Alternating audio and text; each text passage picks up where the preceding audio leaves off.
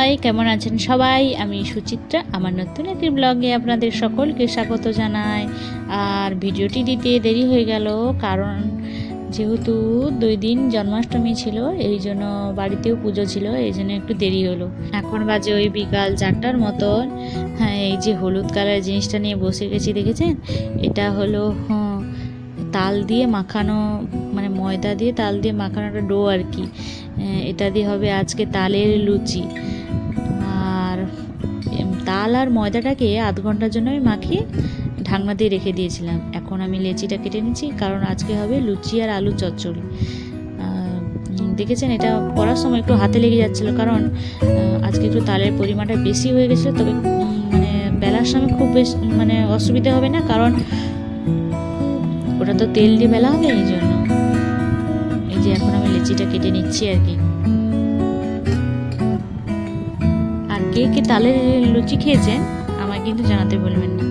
তো আমি বাড়িতে এটাই প্রথমবার বানাচ্ছি, তো প্রথমে একটু অসুবিধা হয়েছিল, তবে মানে খানিকক্ষণ ঢাকনা দিয়ে রেখে দিয়েছিলাম, তারপরে বেশ খুব সুন্দর হয়েছে। মানে ওই তালের পরিমাণে একটু বেশি হয়ে যেতে একটু জল জল মতন হয়ে গেছিলো, তারপর ঢাকনা দিয়ে দিতে আর মানে রেখে দিতে আর কি, আর কোনো অসুবিধা হয়নি। জলটাও মানে টেনে নিয়েছে আর কি ময়দার সঙ্গে।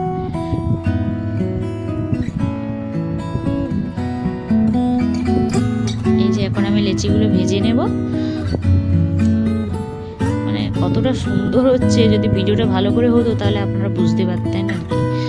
তো রান্নার সময় ক্যামেরাটা আমি ধরেছি, তো এই জন্য একটু অসুবিধা হচ্ছে। দেখুন কতটা ফুলছে লুচিগুলো। এই যে আমার লুচি ভাজা কমপ্লিট, এক থালি লুচি ভেজেছি। এখন আলু চচ্চড়িটা করে নেব। এই যে তেলে দিয়ে দিচ্ছি কাঁচা লঙ্কা আর কালো জিরে দিয়ে আলুটা দিয়ে দেবো। এতে লবণ, হলুদ আর একটু টমেটো, আর নামানোর আগে একটু মেথি গুঁড়ো আর জিরে ধনে গুঁড়োটা দিয়ে নামিয়ে নেবো। এখানে পেঁয়াজ আদা রসুন আমি কিছুই দেবো না।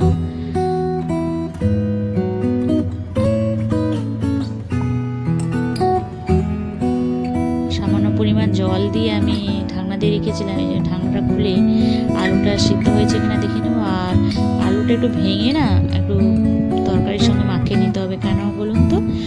আসলে মানে চচ্চড়িতে, আলু চচ্চড়িতে একটু মানে আলুটা মাখিয়ে দিলে কি হবে বলুন, তরকারি গ্রেভিটা একটু বেশ মোটা হবে আর কিছু না। এই যে আমার আলুর চচ্চড়ি খুব রেডি। আর এই যে আমার লুচি।